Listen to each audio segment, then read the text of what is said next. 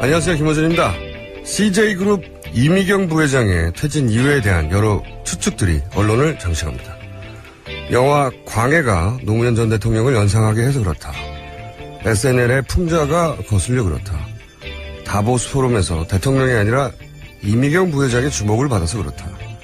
그리고 그 결과는 최순실 씨가 CJ그룹 사업 부분을 차은택 씨를 통해 뺏으려 한 걸로 보인다. 이런 보도들. 그런데 본질은 그게 아닙니다. 이유가 중요한 게 아니죠. 이유가 뭐건 지금 우리는 박정희 전 대통령이 한 푼의 설립금도 내지 않고 대구대학과 청구대학을 강제 합병시켜 자신의 소유로 만든 영남대학. 부산 지역 대표적 기업인이었던 김지태 씨 재산을 강제로 빼서 만든 정수장학회. 그 강탈의 역사가 50년 만에 반복되는 장면을 다시 보고 있는 겁니다. 복잡할 게 없어요. 이게 강도지 뭡니까? 대통령이라고 강도짓을 해도 되나요? 김어준 생각이었습니다. 오늘도 송채경화 기자 나오셨습니다. 안녕하세요. 네, 안녕하세요. 한겨레 21 송채경화입니다. 요즘 문자를 보면 네. 나날이 인기가 상승하고 있어요. 네. 그런가요? 송채경화 기자를 진행자로 해야 한다고 보내는 가족들인가요? 오늘 첫 뉴스는 뭡니까? 네, 박근혜 대통령이 어제 국회를 방문해서 정세균 국회의장을 만났는데요. 여야 합의로 총리를 추천하면 내각을 통할할 수 있게 해주겠다 이렇게 얘기를 했고요. 그런데 이제 야당은 권한 이양의 범위가 불분명하다 이러면서 이제 부정적인 반응을 보였습니다. 이게 사실 말이 안 되는 거예요. 이게 정말로 그런 뜻이 있으면 대단히 구체적인 제안을 해야 되는 거군요. 네. 대통령이 권한을 어디까지는 내가 그렇죠. 네. 가지고 있을 것이고 그럼 의회가 추천하는 총리한테는 어디까지 이양할 것이고 대단히 복잡한 얘기입니다. 사실. 네. 엄청나게 생각해보세요. 외치 내치라고 구분을 하는데 그러면 대통령이 밖에 나가서 예를 들어서 국회에 반하는 어떤 협정을 맺어버렸어요. 그럼 어떡합니까? 그리고 예를 들어서 국정원장은 직접 관할합니까? 그렇죠. 여러 가지. 외무부 장관을 본인이 임명하는 건가요? 그럼 어떻게 하겠다는 건지 이 국정 운영할 때 있어서 대단히 복잡하고 근데 이거는 이런 의미죠. 야당도 한 사람의 책임 총리를 추천하기 쉽지 않거든요. 네. 각자 생각이 다르니까. 그렇죠. 공을 던져놓고 당신들도 합의 안 되는 거 아니냐. 네. 봐라. 이 제스처죠. 이 제스처. 첫 번째. 거기까지밖에 의미가 없다고 봅니다. 네. 다음 뉴스는요? 네, 삼성이 최순실 씨 딸 정유라 씨에 대해서 부당한 지원을 했다는 의혹과 관련해서 검찰이 어제 삼성그룹 미래전략실, 마사회, 승마협회 등 9곳을 압수수색했는데요. 네. 일단은 이제 삼성의 최 씨 독일 회사에 35억 원을 송금한 것과 관련해가지고 뇌물 성격이 있다라고 보고 이제 수사를 하고 있는 중인데 이제 어제 좀 의미 있는 단독 보도가 MBC에서 처음으로 나왔는데. 처음으로? 네, 처음으로 나왔습니다. 저희 방송을 들었나요? 네. 네. 삼성이 2014년에 방산업체를 한화에 매각하는 과정이 있었는데 이때 이제 최순실 씨가 삼성과 한화의 계약에 대한 정부의 승인을 받아주겠다 이렇게 얘기하면서 그 대신에 우리 딸에 대한 지원을 해달라 이렇게 강요한 정황이 검찰에 포착이 됐다 이런 내용의 보도인데요. 그러니까 사실 방산업체를 매각하려면 방위사업법에 따라서 정부의 승인을 얻어야 되는데 이제 최 씨가 이 승인을 얻어주겠다 이렇게 얘기를 한 거고 실제로 정부가 3개월 뒤에 약 1조 원대에 달하는 삼성의 방위사업 매각을 전격적으로 승인을 했고 그 이후에 이제 삼성은 최 씨한테 35억 원을 지원을 한 거죠. 그리고 그 이후에도 2020년까지 186억 원을 후원하는 로드맵을 발표를 했고요. 그러니까 저희가 계속 지적해왔지만 처음에는 기업이 당했다는 식으로 얘기를 했는데 네. 거래거든요. 기본적으로. 그렇죠. 거래가 되면 검찰이 처음에 기소한 직권남용의 방향성은 기본적으로 기업이 당했다는 쪽으로 각을 잡은 건데 거래가 되면 뇌물을 적용해야 되거든요. 네, 그렇습니다. 그러니까 검찰이 처음에 각을 잡은 것도 이거는 최순실 씨가 일개 개인이 국정을 농단해서 그 기업을 압박하고 네. 대통령의 권한을 이용해서 대통령을 알았는지 몰랐는지는 전혀 언급이 없이 그렇게 각을 잡은 거예요. 네. 기업 그건 아니다. 삼성뿐만이 아니라 네, 다른 기업들도 거래 내용이 조금씩 드러나고 있죠. 네, 그렇게 해서 삼성은 또 받았으니까 이 딜을 성사시켜준 최순실 씨에게 뭘 줬겠죠? 네, 35억 원을 준 것도 있고, 그다음에 또 검찰이 수사하고 있는 내용 중에서 그 삼성의 정유라 씨를 지원하기 위해 이제 협력업체인 모나미를 통해서 약 28억 원을 들여서 독일에 있는 승마장을 구입했다. 이런 가능성이 높다고 보고 이 부분에 대해서 이제 수사를 하고 있는 걸로 알려졌습니다. 뭐 이거 드러나긴 할 텐데 뭐 제대로 잘 드러날까 모르겠습니다. 네, 알겠고요. 다음 뉴스는요. 네, 최순실 씨 모녀가 드나든 걸로 파악된 성형외과 측이 청와대로부터 각종 특혜를 받아왔다는 의혹이 어제 JTBC 보도로 제기가 됐는데요. 네. 이 병원 관련 업체들이 여러 개가 있는데 이 병원은 이제 병원뿐만 아니라 화장품 업체, 의료기기 회사도 같이 운영을 하고 있는데 이 업체들이 의료 수출 명목으로 대통령 해외 순방에 여러 차례 같이 갔었고요. 그다음에 또 이 업체를 해외에 진출시켜달라 이런 내용의 압박을 청와대 조원동 경제수석이 당시에 그 한 마케팅 업체에 이제 지원을 해달라는 요청을 했었고 네. 또 이 성형외과 김모 원장이라고 있는데 이 원장은 이제 서울대병원 강남센터 외래 교수로 이제 위촉이 됐었는데요. 네. 이거는 이제 박근혜 대통령 주치의 출신인 서울대병원 서창성 원장의 압력이 있었다. 이런 내용의 보도가 있었습니다. 저는 말이죠. 미르재단, 뭐, K 스포츠재단 여기까지 갈 것도 없고. 네. 이 사건이 현 사태의 본질을 가장 잘 드러내는 사건이라고 보는 게 개인적으로. 네. 보면 말이죠. 그냥 친한 사이예요. 그렇죠. 본인이 다니는. 최순실 씨가 어디를 다녔는데, 우리 성형외과 원장한테 네. 친한 사이예요. 친한 사이이자, 내가 잘해줄게 하는 마음에 동원한 것들을 보십시오. 서울대 병원장 네. 연락하고 해외 순방에 같이 갑니다. 네. 그리고 이 업체를 띄워주려고 네. 조원동 당시 청와대 경제수석을 통해서 띄워줄 방법을 찾아보라고. 네, 맞습니다. 네, 근데 그 업체가 가봤더니 이건 그게 준비가 안 됐어요. 네, 그렇게. 너무 작고 규모도 작고 준비가 네. 전혀 안 돼서 안 되겠다. 그랬더니 이제 뭐 그 업체에 대한 국세청 조사가 들어가고 조원동 수석은 결국 사퇴하고 이런 일들이 좀 벌어졌다는 거죠. 국세청. 생각해보세요. 이게 최순실 씨가 네. 국세청에 전화할 수 없잖아요. 그렇죠. 그렇죠? 누군가 청와대에서 도와줬겠죠. 그리고 BIP라는 이름으로 국가 시스템 작동한 거거든요. 네. 그리고 심지어는 국정원 직원도 와가지고 얘기했다지 않습니까? 네. 그러니까 지금 현재 이 사태의 본질을 고스란히 드러낸다 정말. 그러니까 네. 개인 친분, 자기 생각 아주 사소한 거 가지고 국가 시스템 전체를 움직여요. 네. 그 재단 관련해서도 본인이 다니는 스포츠센터 원장을 재단 이사장으로 앉히기도 했었죠. 이 사태가 사실은 여기까지 오게 됐는데 얼마나 원래 탐사보다 영역이라는 게 사소한 걸 붙잡고 늘어진 거긴 해요. 네. 굵직굵직한 물증은 안 나오기 때문에. 근데 참 어처구니가 없는 게 처음에 이 보도가 한겨레에서 주도된 부분이 있는데 네. 제가 이제 한겨레 취재를 주도한 분에게 직접 여쭤본 적이 있어요. 네. 어떻게 찾아 들어왔냐. 저도 이제 이 분야에 오랫동안 있다 보니 탐사보도. 맨 첫 물고 그 부분을 네. 궁금했는데 자기들도 어려웠는데 어디서 물고가 터졌냐면 처음에 지금 말한 K스포츠 재단 네. 이사장으로 처음 가신 분. 네. 마사지 센터 원장이요. 네. 그분을 도대체 어디서 어떻게 해결할까 했더니 아주 어처구니 없게도 앞집에 살더래요. 앞집에 들어요. 최순실 씨. 네. 최순실 씨가 살고 있는 앞집에 있는 마사지 센터였던 거예요. 그렇게 어처구니 없이 풀려나가기 시작한 거예요, 이게. 아니, 앞집 사람이네? 자기가 잘 가는? 근데 지금 이 사태를 보세요. 자기가 잘 가는 성형외과 의사를, 경제수석을 이용하죠. 국정원을 이용하죠. 세무서를 이용하죠.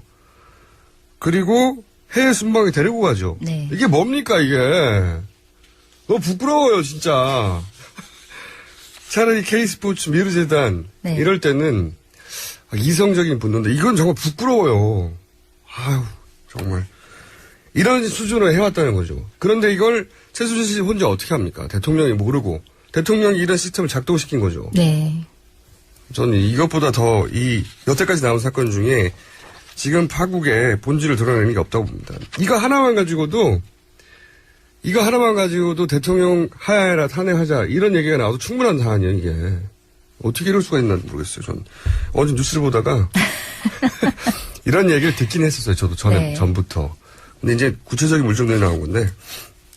굉장히 마음이 안 좋으셨나 봐요. 정말로, 이게 정말, 토할 것 같아. 그런 생각이 들었어요. 점점 수위가 높아지고 있네. 진짜 토할 것 같았어요. 여기까지 가나, 바닥이. 친한 사람들이 단순히 경제사절단으로 갔다까지는 나왔으면 모르겠어요. 거기 뭐 세무서 등장하고, 국정원 등장하고, 뭡니까, 이게. 청와대 경제수석이 동장해가지고, 이 원장, 이 병원 좀 잘 되게 해주세요. 조금만, 정말. 다른 뉴스도 좀 많으니까요. 화가 나는 게 아니고 토할 것 같았어요. 다음 뉴스 전하십시오. 네, 미국 대선 얘기를 좀 해야 될 것 같은데요. 미국 대선이 한국 시간으로 어제부터 시작이 됐고, 결과는 오늘 오후 12시 정도 이제 나올 예정인데, 현재 언론 같은 경우는 힐러리 클린턴 민주당 후보의 승리를 예상하는 상황이거든요. 네. 근데 송채영 기자는 더 이상 알 수가 없잖아요. 그래서 저희가 그렇죠. 현재 저는 알 수가 없습니다. 지금 막 아마 개표가 주별로 이루어지고 있을 텐데 저희가 노정민 통신 연결해서 지금 현재 분위기 들어보겠습니다. 안녕하세요. 네, 안녕하십니까. 미국 워싱턴입니다. 네. 지금 워싱턴 몇 시죠? 지금 오후 5시 17분 지나고 있습니다. 그러면 투표가 언제 끝납니까? 예, 어떤 곳은 1시간 이내로 끝나는 곳이 있고, 네. 이곳 워싱턴 DC는 8시까지 하니까, 이 동부 시간은 앞으로 한 2-3시간, 그리고 아마 서부는 한국 시간으로 오후 1시 정도나 돼야 아마 투표가 끝날 것 같습니다. 그러면 한국 시간으로 저희가, 대통령이 누가 되겠구나 알 수 있는 시점이 한국 시간은 몇 시쯤 됩니까? 아까도 말씀하셨다시피, 한국 시간으로 이제 정오 무렵이면 어느 정도 12시. 나오지 않을까 싶은데, 뉴욕타임즈 같은 경우에는, 이곳 시간으로 한 8시, 9시니까 한국 시간으로는 아마 한 오전 내로는 아마 대충 윤곽이 나오지 않을까 이렇게 얘기합니다. 출구조사를 해서 발표하는 거죠? 예, 그렇죠. 네. 근데 출구조사가 대략, 맞아왔는데, 기억하기로는 출구조사가 틀린 적도 있었지 않습니까? 최근 몇 년 동안. 네. 몇 회. 네. 그죠? 예. 출구조사만으로는 아직 확정할 수는 없는 거죠.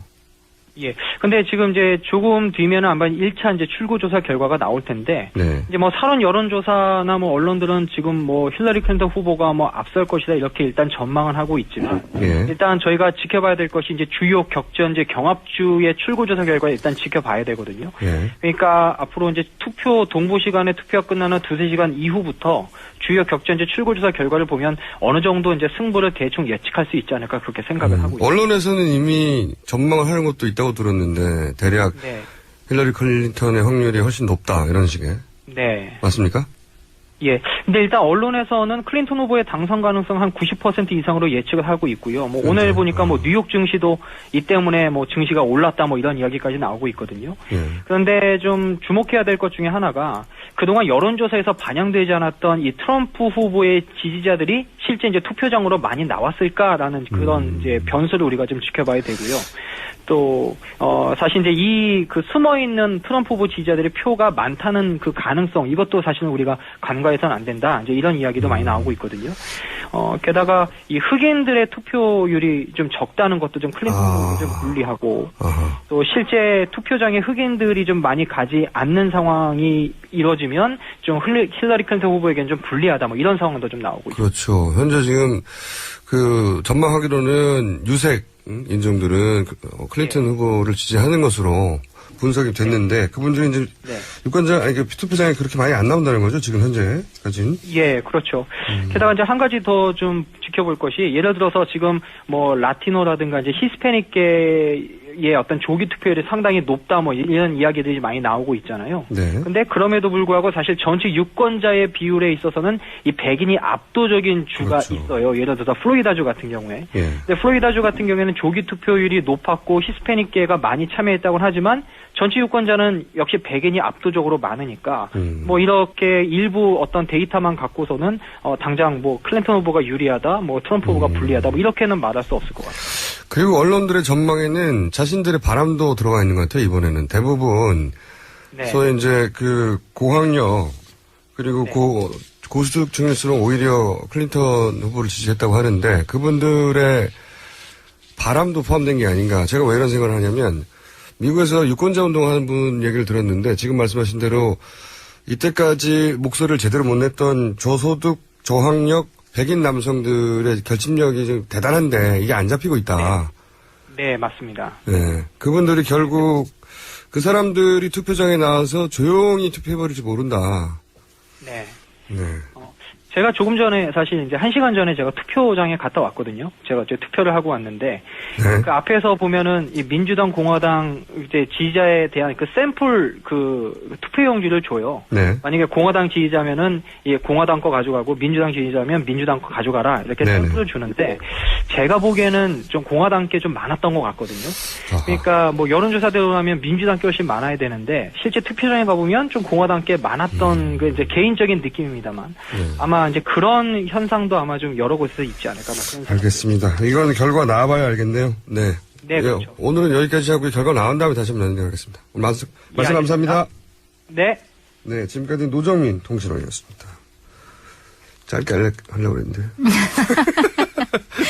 성세영아 기자 시간 다 먹었어요? 네. 오늘 뉴스가 참 많은데 네. 몇 개 그럼 못할 것 같네요. 제목만이라도 고르라고 가죠. 네. 일단, 제목으로, 네. 제목을 딱 얘기할까요? 네.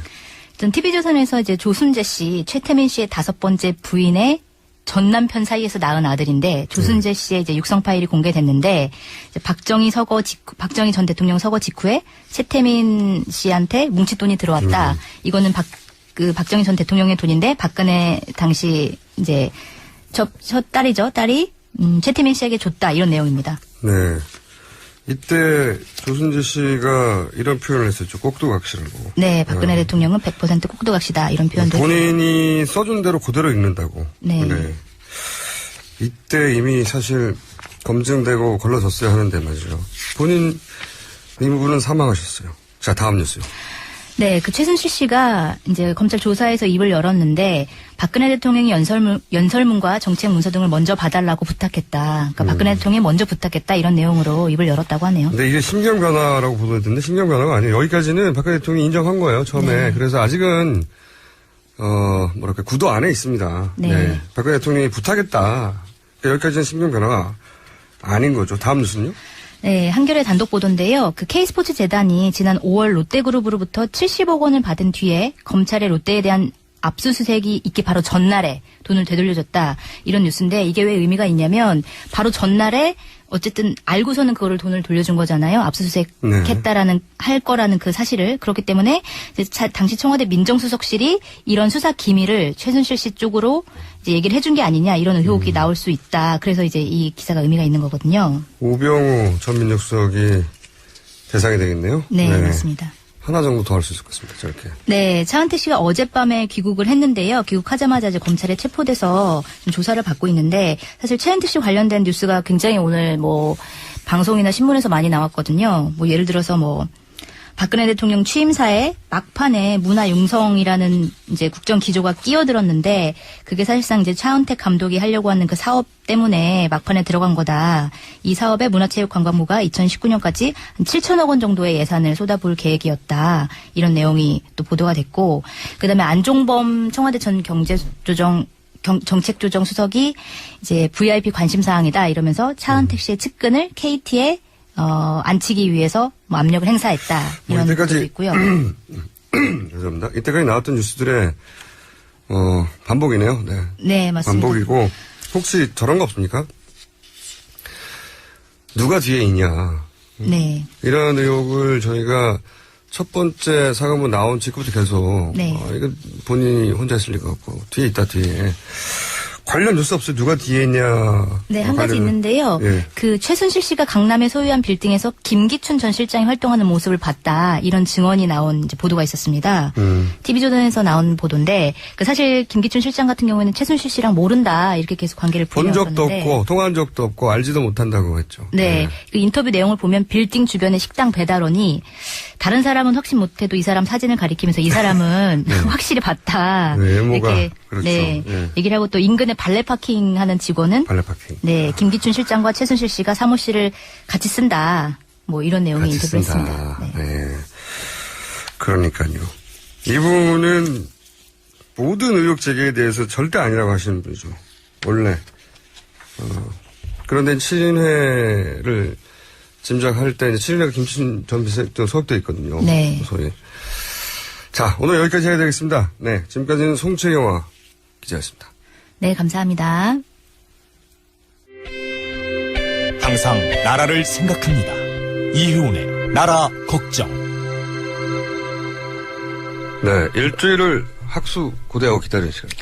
원래 이혜훈의 나라 걱정을 시작해서 이혜훈의 당적 걱정을 하다가 이제는 이혜훈의 당 걱정을 해야 돼요. 예, 제가 속한 당이 걱정이 당이 됩니다. 없어질 것 같아요. 당적을 걱정했는데 당이 없어질 마당인데. 자, 그 얘기는 좀 이따 하고요. 제가 지난 시간에 그때 이명박 캠프 그리고 박근혜 캠프 2007년 때 격돌했을 때 대단했지 않습니까, 싸움이. 거의 뭐 본선도 그렇게 치열한 본선은 없었죠. 그러니까요. 예. 원래 집안 싸움이 더 무섭잖아요. 네. 그리고 마지막 순간까지도 사실은 어떻게 될지 모르는 예. 박빙한 싸움이었기 때문에. 사실 투표함에 마지막 투표함을 열 때까지도 이거는 뭐 알 수가 없었죠. 네. 그래서 있는 것 없는 것 다 쏟아본 전면전이었잖아요. 맞아요. 네. 그때 사실은 지금 우리가 알고 있는 여러 가지 의혹들이 죄다 나왔죠. 뭐 죄다 나왔죠. 예. 그래서 제가 지난 시간에 여쭤봤지 않습니까? 그때 CD도 등장하고 네. 그때 온갖 내용들 죄다 나왔는데 그게 다 나온 거냐. 그랬더니 교수님이 다 나온 거는 아닌 것 같다고 지난 시간에 말씀하셨는데 나머지 기억나십니까? 아유, 방송에서 말씀드리긴 좀 어려운데요. 인터넷 좀 찾아보시면은 인터넷 좀 찾아보시면 일부 언급된 것도 있고 하니까 예. 아직 다 나온 게 아니죠. 뭐 공식적인 뉴스에는 다 나온 건 아니죠. 일부 뭐 그냥 댓글들에 잠깐 언급되는 건 있지만 네. 다 나온 건 아니다. 그러니까 자꾸. 제가 다른 얘기 전에 저희가 몇 주 전부터 관심 있었던 사안인데 박근혜 대통령 지금 계속 드러난 정황은 박근혜 대통령이 혼자 최종 결정을 내리는데 어려움을 겪는다. 그래서 조언을 구한다. 그게 이제 최순실 씨로 드러나는 거고. 최순실 씨가 어제 진술한 거 보니까 박근혜 대통령께서 먼저 도움을 요청했다. 이렇게 진술을 했다고 보도가 나더라고요. 거기까지는 사실 첫 기자회견 때 네. 박근혜 대통령이 본인이 의뢰했다 하니까 저는 아직 거기까지는 서로 합의 맞는 부분이라고 보는데 근데 저는 궁금한 게 최순실 씨가 이제 지금 글을 형편이 안 되지 않습니까? 누가 이거 하는 거죠? 대통령 뒤에서. 지금요? 네, 아, 7인의 지금. 얘기도 있고 뭐. 아니요, 7일에는 아니라고 저는 확신하고요. 그래요? 7인의 여러분들을 보고는 제가 한데. 알고 있는데, 네네. 7인의 분들은 지난번에 대통령께서 좀 조언을 구하는 차원에서 모셨을 때 가서 굉장히 대통령께 아픈 소리, 쓴소리 많이 하고 오셨던데요. 모두 내려놔야 된다. 그리고 절대로 사과, 진정성 있는 사과 안 하면 또 제3, 제4 여러 가지 사과를 연거푸해야 되는 상황이 발생할 수도 있다. 심지어 어떤 분은 우리 모아놓고 이런 조언을 듣는 일 자체를 그냥 TV에 나오게 하는 어떻게 보면 이벤트로 활용해서는 절대 안 된다. 이런 엄청난 말씀까지 막 하셨더라고요. 그러니까 절대 7인회는 아니라고 저는 생각하고. 본인 생각은 그렇고. 예. 네. 그리고 오히려 지금은 그렇다면? 그 임명되는 인사들이 누구랑 가까운 인사인가. 네. 이걸 보면 그거 그래서 누굽니까? 최경환 의원하고 가까운 분들이 민정수석 가시고 부총리 되시고 다 그러는 거 아니에요? 또 새로운 학설이네요. 물론 대구고 후배가 민정수석 가시고. 최재경 현 민정수석이 네. 최경환 전 부총리의 후배죠. 학교 후배. 사람들은 그렇게 보더라고요. 네. 저는 잘 모르겠지만. 지금 당내에서는 또 그런 학설이 또 하나. 예, 뭐 있습니다. 설이긴 하지만 네. 상당히 많은 사람들이 그 설을 믿고 있더라고요. 적어도 당내에서는 그렇습니까? 당내가 아니라 여의도 전체가요. 전체가. 아니 근데 또 정보하면 빠지지 않는 박지원 비대위원장은 또 7인회설을 주장하고요. 또 7인회는 아닌 것 같고요. 7인회 중에 김기춘 전 비서실장님께서 개입한 것 같다. 그러니까 김기춘, 최경환 투탑이다 이렇게 얘기하는 분들이 많더라고요. 또 기자사회에서는 말이죠. MB 라인을 또 얘기하기도 합니다. MB 라인 누구요? 네. 왜냐하면 최재경 민정수석이 물론 최경환 전 부총리하고는 선후배 사이지만 또 최병렬이라든가 최병렬 의원이 MB 라인이 아니고 친박 박근혜 7인회예요. 아니 그전에는 MB 라인이었으니까 분류될 때 그러니까 이하간 그리고 또 친조선일보 라인이 아니냐 뒤쪽에서 이런 얘기도 친조선일보? 네. 설이 한 크게 세 덩어리가 있어요. 설이 세 덩어리가 있는데 지금 저희 방송에서는 세 번째 학설을 최경환 전 경제부총리 설을 제기했었습니다. 자, 요거 좀 더 파주세요. 왜냐하면 혼자 결정하실 리는 없고 이 어려운 결정들을 그리고 스타일상 그리고 여러 차례 언론을 통해서 입증된 바 혼자는 아니고 뒤에 누군가 계신데 누군지 모른다. 왜? 이게 비선 실세가 국정을 농단했는데 비선 실세가 이걸 수습하면 안 되지 않습니까? 시스템을 해야죠. 그러니까 누군지 알아서 그분들을 우리가 잘라낼 수는 없구나. 최소한 알긴 알아야 될 거 아닙니까? 그죠? 네. 네. 좀 더 취재해 봐 주십시오. 네, 그럴게요. 자, 대통령은 몰랐을까요? 뭐를요? 최순실 씨가 하는 여러 가지 지금 몰랐다면 민정수석의 모든 책임이죠. 민정수석이 대통령의 측근과 친인척 비리 또는 동향 우병우. 이런 거를 모두 사착치 조사하고 보고하는 게 민정수석의 책임이고 그것 때문에 국민의 세금으로 월급 받고 계신 거 아니었나요? 네. 그리고 그 엄청난 권력을 누리신 거고. 근데 그렇게 하시는 분이 그걸 전혀 대통령한테 보고를 안 하고 대통령이 전혀 눈치도 못 채게 하셨다면 민정수석 말도 안 되는 거고요. 민정수석은 거기에 대한 무한 책임을 지셔야죠. 몰랐다는 것도 말이 안 되고요. 모든 수단을 통해 그걸 파악할 수 있는 막강한 권력이 있는데. 그리고 알았는데 보고를, 왜냐면 본인은 대통령을 위한 민정수석이니까요. 보고를 안 했다는 것도 말이 안 되니까. 알았겠죠? 어쨌든 간에 만약에 그렇다면 알았겠죠? 대한민국의 시스템 자체가 작동을 안 한 거죠. 그러니까 네. 대한민국이 정말 기가 막힌 상황에 놓인 거죠. 이게 나라냐라고 우리가 얘기할 수 있는 거죠. 그러니까 알았겠죠? 왜냐하면 알았냐 몰랐냐는 굉장히 큰 차이가 있지 않습니까? 중요하죠. 네. 결정적이죠. 예. 개인적으로 어떻게 보세요? 우리 국민들 생각과 똑같습니다. 그래요? 네. 그걸 왜? 본인 입으로 굳이 말씀해 주시죠. 자, 또 하나. 이거 어려운 부분입니다. 7시간의 비밀은 개인적으로 어떻게 보십니까? 저는 그게 정말 궁금해요. 아니, 사실 정치인들끼리 모이면. 네. 일반인들하고 똑같은 궁금증을 가지고 이런 얘기를 나누는데 그분들의 차이는 그걸 알아볼 만한 루트나 물어볼 만한 대상들이 존재한다는 거 아닙니까? 그래서 여의도에서는 이런 얘기 있다 보면 여기저기 전화해보고 알아보잖아요. 그래서 꼭 한두 사람 그거 이렇게 됐대 얘기해 주잖아요. 아니 저는 사실은 이렇게 말씀드리면 좀 그렇지만 제가 2004년에서 8년 정도는 굉장히 대통령과 가까웠던 사람이기 때문에 박근혜 대통령에 관한 한은 심지어 많은 사람들이 저보고 돗자리 펴도 된다 광화문 앞에 제가 박근혜 대통령이 이렇게 할 거다라고 해가지고 틀린 적이 한 번도 없거든요.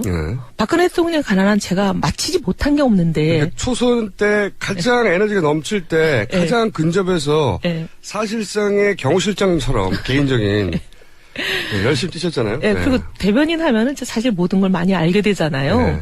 그리고 그 대변을 했던 시절이 이제 아까 말씀하신 대로 이명박 박근혜 그 네. 후보 간에 가장 치열했던 경선. 그러니까요. 거의 서로가 모든 가진 카드를 다 던지는. 예. 마구, 맞든 안 맞든 마구 던졌죠, 그때. 마구 던지고 또 마구 맞았기 때문에 모든 거를 다 방어하고 변호하고 또 변호하기 위해서는 또 모든 물어봐야 되잖아요. 세세한 것까지 다 알아야 되기 때문에 또 이명박 후보가 이런 거를 또 들고 나오지 않을까 해가지고 예상 질문까지 다 만들어서 우리 연습을 수도 없이 했거든요, 리허설을. 그러니까 그런 걸 하다 보면 온갖 과거사 또 이제 개인사, 그러니까요. 친인척과 관련된 모든 거를 다 또 연구하지 않겠어요? 배우고. 봐주지 않으니까 상대는. 네, 배우고 연구하고. 그래서 모든 걸 다 익혔다고 생각하기 때문에 제가 사실 거의 모든 걸 다 맞춰봤는데 이 부분만은 정말 저도 궁금해요. 7시간. 저도 몇 가지 가능성을 생각을 하는데 그중에 뭔지를 모르겠어요. 그 가능성 정도만 알려주시면 저희가 나머지는 취재를. 아니, 시중에 돌아다니는 설들 말이에요. 뭐 예를 들어서 그때 시술을 했을 것이다, 보톡스.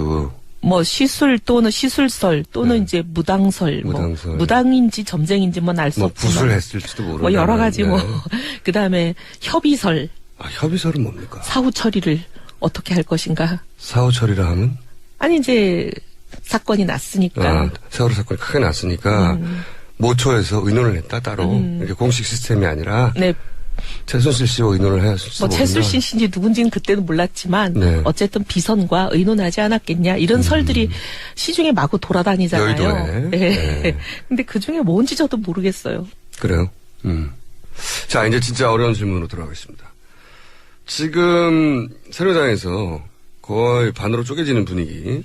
일단 반 아니에요. 반이요? 비율로 치면. 한 3분의 1 대 3분의 2인가요?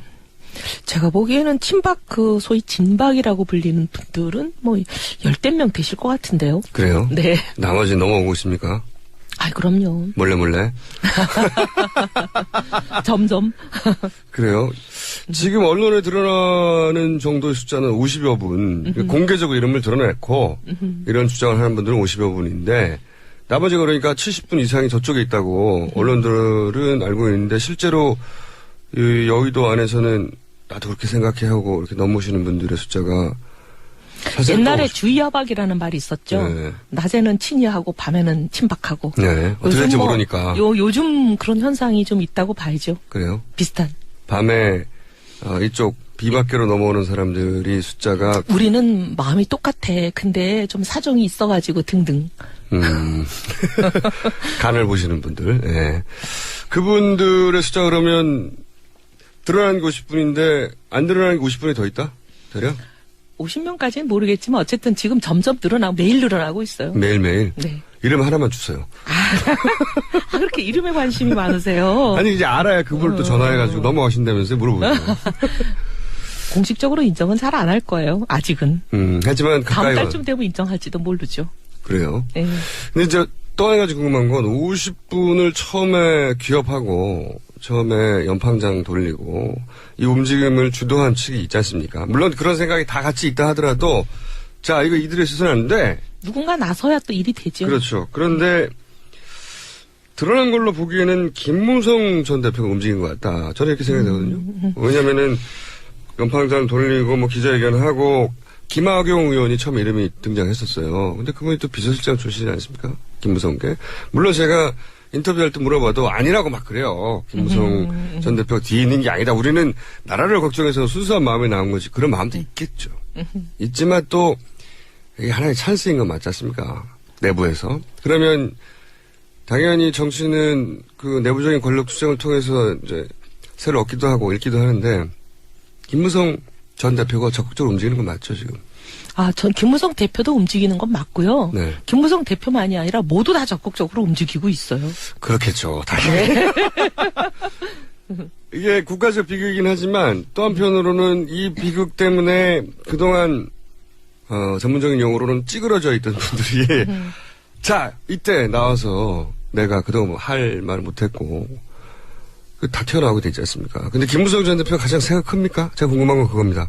당연히 움직이는데 꼭 그런 것 같지는 않고요. 그래요? 네. 근데 뭐 다 비슷비슷한 것 같아요. 다라기보다는 몇 분이 비슷비슷한 것 같은데 사실은 이제 어떻게 보면은 얼마 전에 보니까 여론조사 네. 나온 것 같아요. 근데 네. 이게 보도가 됐는지는 모르겠어요. 그래서 보도가 안 된 것도 방송에서 얘기하면 곤란하죠.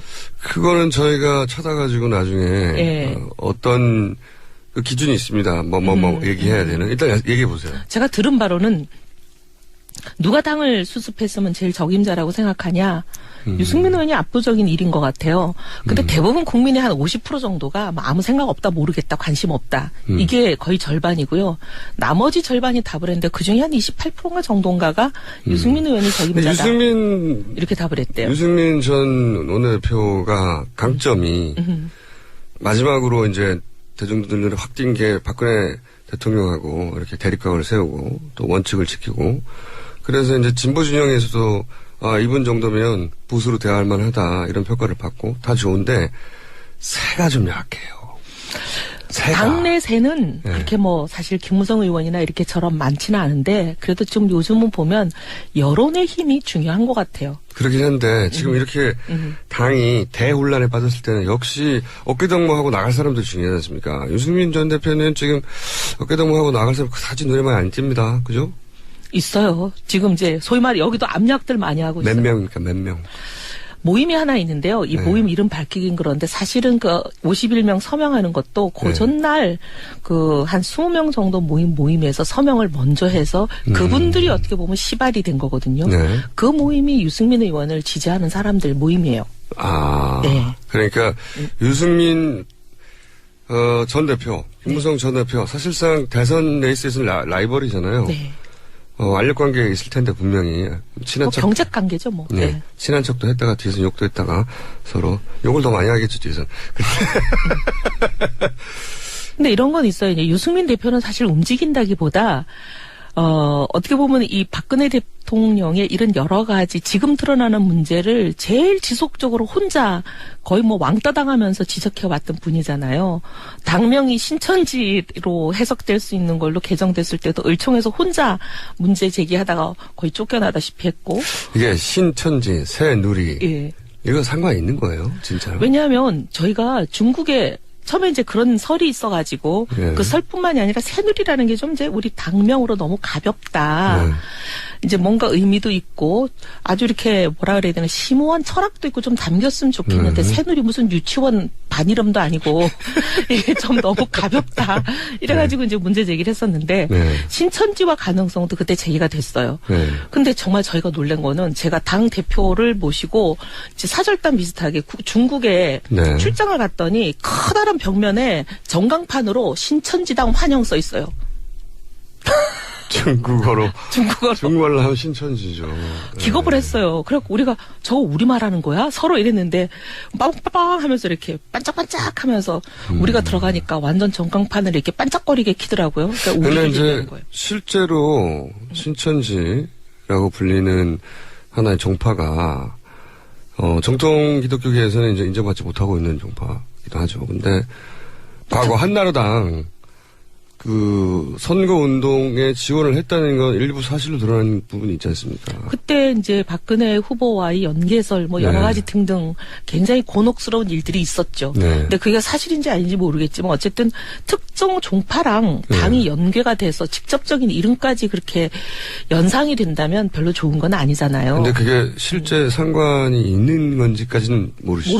모르는데 당 내에서도 그거를 에 제기한 대해서 사람이 굉장히 그 찜찜해하는 사람들이 많았어요. 그죠. 저도 사실 찜찜했고.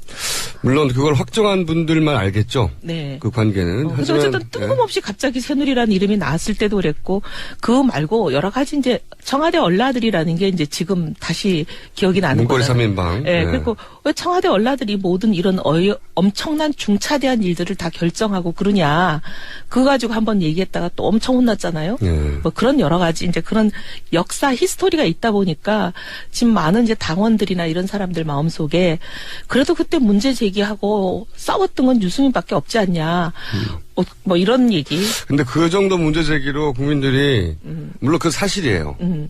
공개적 문제 제기 얼라들 얘기하고 그 정도 문제 제기로 용서가 되기는 상황이 너무 힘듭니다. 힘들죠. 근데 이제 네. 사실 우리 다 그때 책임이 비서실- 있죠. 네, 비서실- 책임이 있는데 네. 근데 이제 그래도 당 안에서 그나마 그렇게라도 문제 제기하고 자기가 쫓겨나면서까지도 끝까지 문제 제기했던 사람은 그 정도밖에 없으니까 그래도 이 당에서 수습을 하려면 좀 적임자 아니냐 이렇게 생각하는 사람들이 좀 많은 것 같아요. 근데 현역 의원들은 또 새가 중요하잖아요. 직접 현역 의원들을 따지면 김무성이가 더 많으니까 저는 결국은 이 또한 지나가리고 지나가리라. 그런 다음에 그러면 누가 어떤 세력으로 재편이 되느냐 그것이 좀 두고 봐야 돼요. 다음 대선에 결정적인 영향을 미치는 한 축이 될 텐데 김무성계가 잡냐 유승민 전 대표가 잡냐 아니면 또 백가장명하다가 그런데 탈당을 하는 겁니까? 아니요, 좀 두고 봐야죠. 근데 지금 옵션에는 있어요? 물론 두고 봐야죠. 최고의 마지노선으로 생각하는 분들은 꽤 있는 것 같아요. 왜냐하면 이제 이정현 대표가 저렇게 뭐 사생결단으로 안 물러나겠다고 하고 네. 거의 뭐 다른 당직자들이 다 사퇴를 했잖아요. 근데 이제 사실 당직자도 보면 친박이 거의 압도적으로 수가 많다 보니까 사퇴하는 당직자들은 비박들 아니에요, 주로? 네. 뭐 정진석도 비박인지 네. 친박인지 더욱더 아리까리하지만 친박만 남아요. 전진석은 친박인지 비박인지 다들 잘 모르고 원내대표는? 예, 다들 어떤 땐 친박 같기도 하고 어떤 땐 비박 같기도 하고 다들 헷갈려 하는데 양다리의 극강의 기술을 보여주는 거예요. 어쨌든 그래서 정진석 원내대표 사퇴했고 나머지 이제 뭐 비박이라고 분류되는 분들은 몇 분 사퇴를 했지만 남아있는 친박들이 똘똘 뭉쳐서 비박 나갔으니 더 잘 됐다라는 기분일 수도 있어요. 우리끼리 그냥 똘똘 뭉쳐서 그럼 하자. 어떤 조건일 때 나갑니까? 예를 들어 당을 사실 20번만 나가도 원내 교섭단체 만들 수도 있단 말이죠. 바로 그렇잖아요. 그러니까 바로 존재감 있는 정당을 만들 수도 있어요. 50명이면 뭐 파장은 엄청날 거고요. 좀 더 이제 사태를 지켜봐야죠. 대통령이 어제 국회의장을 찾아가서 이제 말씀을 하셨지만 사실 그 말씀하신 것도 아직 미흡하시잖아요. 네. 김병준 총리 지명을 처리하겠다는 것도 아니고 네. 처리하느냐는 어떻게 보면 재차 질문을 했을 때 명확한 답을 안 하셨어요. 이게 철회인지 아닌지 뭔지 그러니까 모르겠어요. 아닌지 모르는 게 아니라 처리하는 거냐고 물어봤을 때 답을 애매모호하게 하면 안 하겠다는 뜻이죠. 맞아요. 안 그런가요? 네. 예. 처리 안 하겠다는 걸 사실 어제는 분명히 하신 걸로 저는 보이거든요. 처음에는 그런 줄 알았더니 나중에 청와대 입장은 철회는 아니고 처리 아닌 것 같고. 김병준 그 총리 내정자는 미아가 됐어요. 어떡하면 좋아요. 제가 우리 박근혜 대통령의 어법에 대해서 조금 겪어온 바를 보면 그거는 김병준을 여야가 추천해라 이런 뜻일 거예요. 아. 이게 저는 이렇게도 생각했거든요. 어차피 3당이 합의 못하는 거 아니야? 공은 공을 국회로 던졌다 이런 정치적 제스처인데 나한테만 책임 묻지 말고 던졌으니까 이제 당신도 책임이야. 라는 멘트기만 한 줄 알았더니 그게 아니라 이제 어법 연구가로서 그것은 당신들 그렇게 안 되잖아 어차피. 그러니까 내가 한 사람으로 해. 거기다 여당의 지도부가 박근혜 대통령의 명대로만 하는 분들로 구성이 돼 있잖아요. 지금 네. 특히 비박에다 사퇴를 했기 때문에. 네. 그러니까 친박만 오롯이 남고 친박도 그냥 친박이 아니라 완전히 진박 골수들만 남아 있는 거죠. 네. 그러니까 그분들은 당연히 박근혜 대통령 의중대로 그냥 뭐 김병준을 밀어붙일 거예요. 그러니 합의가 될 리가 없죠. 야당 쪽에서도 한 사람을 딱 꼽기가 쉽지 않으니까 금방은. 네, 네. 그럴 거면 내가 한 대로 해. 이런 어법입니까? 어법 그러니까 지금 이제 해설자로. 어떻게 보면은 야권의 분열을 그냥 이제 있는 그대로 부추긴 거고 네. 분열이 돼가지고 우왕좌왕하는 틈새가 상당히 대통령한테는 좋은 국면이 됐던 거고. 그렇죠. 그걸 그다음에 원하는 결과적으로 이제 그렇게 우왕좌왕하다 보면 그냥 김병준을 추천하는 걸로 가도록 원하시는 것 같아요. 그리고 또 김병준에 대해서 모든 것을 다 전권을 주고 대통령은 권한이양을 다 하겠다 그게 아니잖아요. 그렇죠. 통할이라는 애매한 표현을 처음 쓰셨잖아요. 들었어요. 통할이라는 거는 사실은 그냥 지금까지 총리대대로 운영하겠다는 거지 총리를 책임진 총리제로 운영하겠다는 그런 뜻하고는 거리가 멀어 보여요. 시간이 다 됐는데. 네. 그러니까 만약에 탈당을 한다면 어떤 조건에 부딪혔을 때 새누리당이 탈당합니까? 집단으로 분당. 어떤 조건으로. 그러니까 이런 상태로 대통령이 국민의 뜻하고 전혀 거리가 먼 채로 계속 가시고. 얼마나 더? 그거는 뭐 좀 봐야죠. 현주? 그렇게 가고.